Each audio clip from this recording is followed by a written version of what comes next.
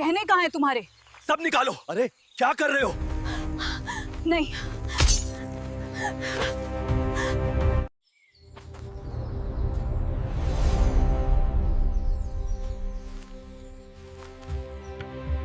यहाँ पर भगवान श्री राम बोले कि कोई भी भक्त वीडियो को अधूरे में न छोड़े, क्योंकि धार्मिक कथाओं को बीच में हटाने से पाप लगता है। हाँ तो दोस्तों, आज हम आपके लिए बताने जा रहे हैं धार्मिक कंटेंट, वाल्मीकि का जन्म। कैसे हुआ वाल्मीकि का जन्म, ये हम आपको बताएंगे। परंतु देखिए, इससे पहले जो भाई हमारे चैनल पर नए हैं, उन भाइयों से मेरा निवेदन है कि वे भाई हमारे चैनल को सब्सक्राइब जरूर करते रहें, साथ ही घंटी के बटन को दबा दें, जिससे आपको हमारे वीडियो का नोटिफिकेशन मिलता रहे।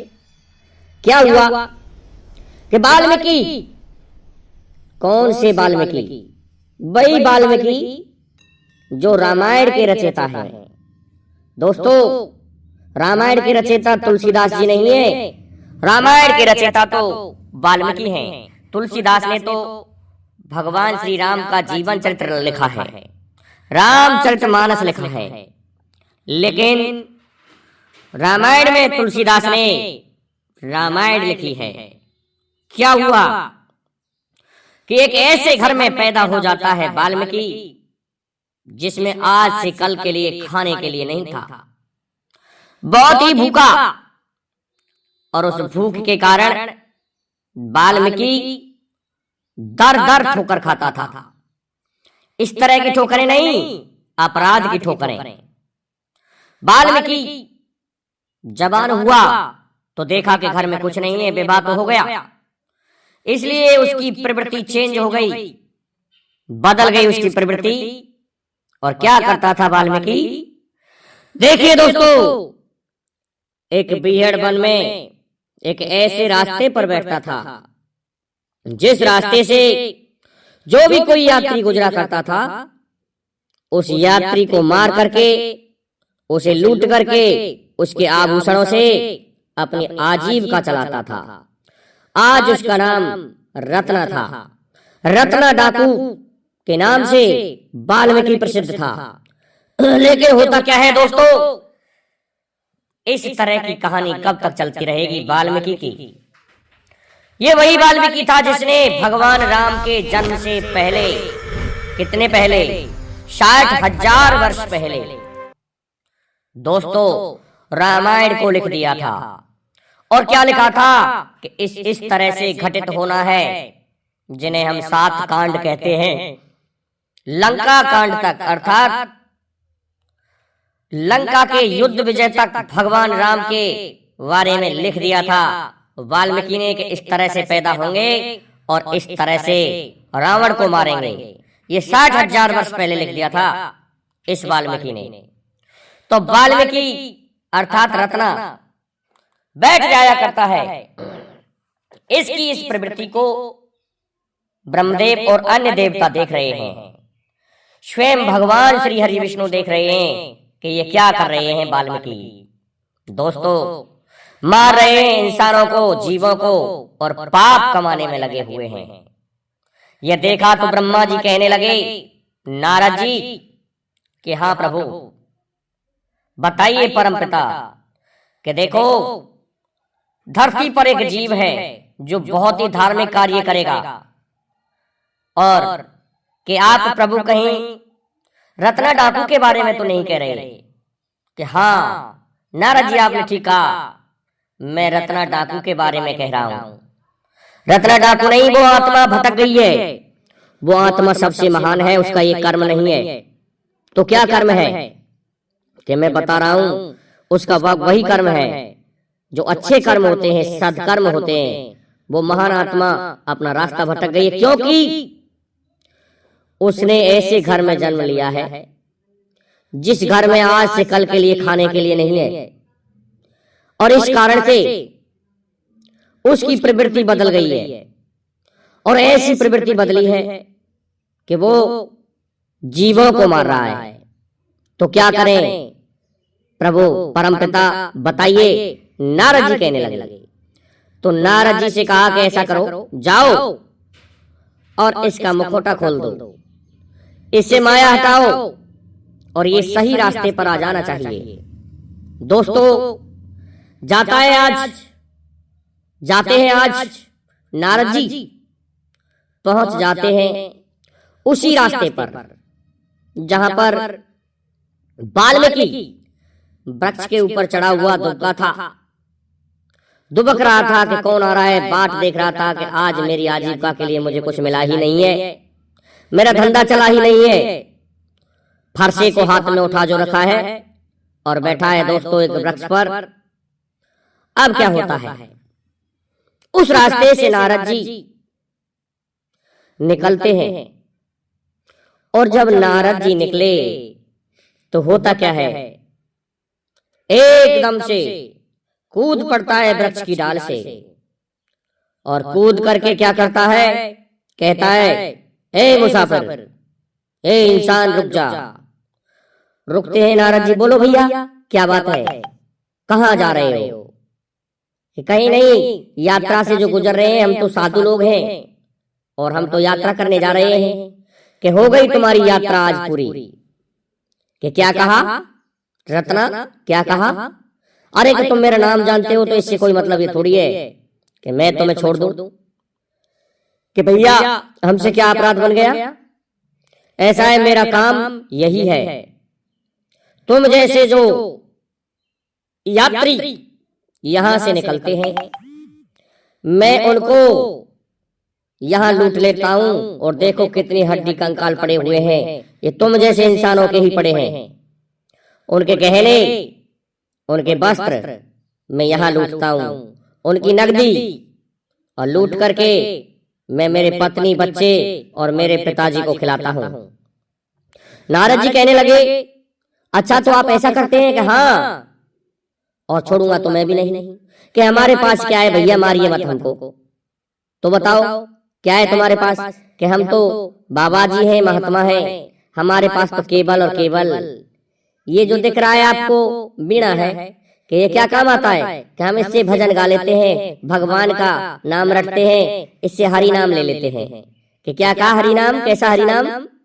क्या मेरी समझ में नहीं आया? कि हाँ, इससे हम प्रभु का नाम लेते हैं। कि इसको बताइए कैसे लेते हैं, बजा करके बताइए। तो नारद जी ने उसको बताया कि इस तरह से बजता है। अरे कि ये तो खिलौना है आपके पास में, ऐसा है, ये खिलौना मुझे दे दो, इससे मेरे बच्चे खेल लेंगे और तुम जाओ। और पर तुम जाओगे तो सही, लेकिन किसी से कह दोगे और राजा फिर मुझे यहाँ पकड़वा लेगा, इसलिए मैं तुझे जीवित ही नहीं जाने दूंगा जो किसी तक समाचार पहुंचे। नारद जी कहने लगे, भैया हमें आप क्यों मारते हो? अरे आपको हमने वीणा दे दी, हमारे कपड़े दे दिए, अब हम पर रही क्या गया है? पर ऐसा है, मैं एक बात पूछना चाहता हूँ रत्ना आपसे। कि बोलो क्या पूछोगे? कि ये जो पाप आप कर रहे हो, क्या इसमें आपके जो घर वाले हैं, आपकी पत्नी, आपके बच्चे, आपके पिताजी, आपकी माताजी, क्या ये सभी सम्मिलित हैं इस पाप कर्म को बांट लेंगे? कि क्या कहा, मेरी समझ में नहीं आया? कि हाँ, एक बार पूछ के आओ और इस तरह से पूछो कि मैं जो कुछ पाप कर रहा हूं क्या आप उसमें सम्मिलित हैं? दोस्तों कहने लगा, ठीक है, मैं इधर जाऊंगा, आप तब तक भाग जाओगे और मैं रह जाऊंगा देखते हुए। कि नहीं भैया, ऐसा नहीं है। नारद जी ने कहा, तो कैसा है? आप मुझे बांध जाइए इस वृक्ष से और फिर अपने पत्नी, बच्चे और माँ बाप को पूछ के आइए। दोस्तों रत्ना को कुछ विश्वास हुआ और रत्ना ने आज बांध दिया है नारद जी को एक वृक्ष से, और इतने जोरदारी से बांधा है कि दुख होने लगा है नारद जी के हाथों में और चमड़ी में। उल्टे हाथ करके बांधा है दोस्तों उस वृक्ष से, जो खोल नहीं सके। अब क्या होता है, चल देता है रत्ना, पहुंच जाता है अपने घर और सबसे पहले अपने माँ बाप से पूछता है। तो माँ बाप ने देखा कि रत्ना आ गया, कि अभी से आ गया, आज तू कुछ कमा के नहीं लाया? कि ऐसा है पिताजी, मैं कमा के जो ला रहा हूं तो मैं नकदी, सोना आदि लूट करके जो ला रहा हूं और तुम्हारे लिए खिला रहा हूं। मैं ये जो पाप कर रहा हूं क्या इसमें आप सभी शामिल होंगे?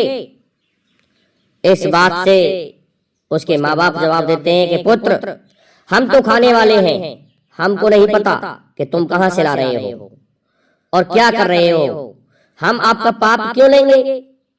ये बात सुनी तो कुछ धरती खिसक गई दोस्तों वाल्मीकि के पैरों के तले से। सोचने लगा उस साधु ने अच्छा किया, लेकिन पत्नी और बच्चों से और पूछता हूं। जाता है अपनी पत्नी और बच्चों के पास में, कहने लगे पिताजी आज कुछ धंधा करके नहीं लाए? कि धंधा मैं तब करूंगा बेटो पुत्रों। और पत्नी से कहने लगा प्रिय, तब करूंगा धंधा, मुझे एक जवाब चाहिए। कि क्या जवाब चाहिए? कि मैं यह जो पाप कर्म कर रहा हूं, क्या इसमें तुम सभी सम्मिलित हो? दोस्तों, पत्नी ने क्या जवाब दिया? हमारी तरफ से आप कुछ भी पाप करें, हमको नहीं पता, हम खाने वाले हैं।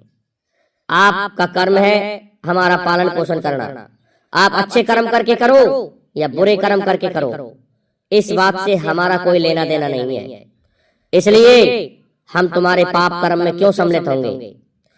दोस्तों, ये सुना है कि वाल्मीकि अब तो अंदर ही अंदर घुटने लगा है, चुप हो जाता है वाल्मीकि और देखिए कहने लगा है कि ठीक, उस साधु ने अच्छा किया, परंतु अब मैं करूं क्या?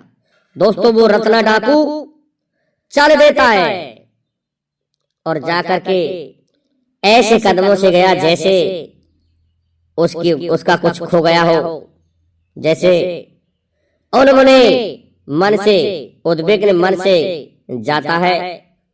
धीरे धीरे पहुंचा बड़ी मुश्किल से कि आज तो वो स्थान हमको दूर भी दिखाई दे रहा है, हमने जिस साधु को वहां बांधा है। अरे जल्दी जाके उस साधु को खोल दूं, कहीं वो भगवान तो नहीं है। पहुंच गया, कहने लगा कि मैंने साधु को गलत मान दिया और मैंने अब तक जो कर्म किया ये क्या किया था। दोस्तों, नारद जी कहने लगे आ गई रत्ना, जवाब नहीं दिया है आज मुंह से कि क्या हुआ रत्ना, चुप क्यों लगा गई?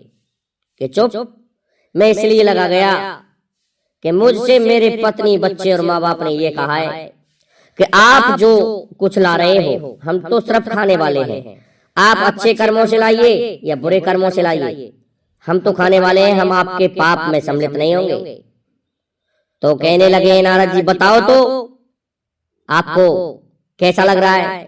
क्या अब मैं क्या करूं महाराज, मैंने तो बहुत पाप कर डाला, कितने ही स्त्री बच्चे पुरुष आदि को मार डाला मैंने, इस जगह मेरे से फरसे से काट डाला है। अरे उनके माँ बाप उनके बच्चे और वो कम से कम जीवित तो रहते, उन्हें मैंने मौत के घाट उतार दिया इस पेट के खातिर, और अपने पत्नी बच्चे माँ बाप के लिए मैंने ये बुरे कर्म करके उनका पेट भरने के लिए उनकी नकदी जेवरात लूटे हैं। क्या करूं अब मैं महाराज, साधु महाराज बताओ। तो नारद जी कहने लगे ऐसा है, एक उपाय है। कि क्या उपाय है? कैसा है? एक उपाय है। कौन सा? कि राम आधार नाम गुण गाना। क्या कहा? राम जी का नाम लेना। कि हाँ, कैसा है साधु महाराज, मुझसे ये अब जो पाप हुए क्या ये मिट जाएंगे?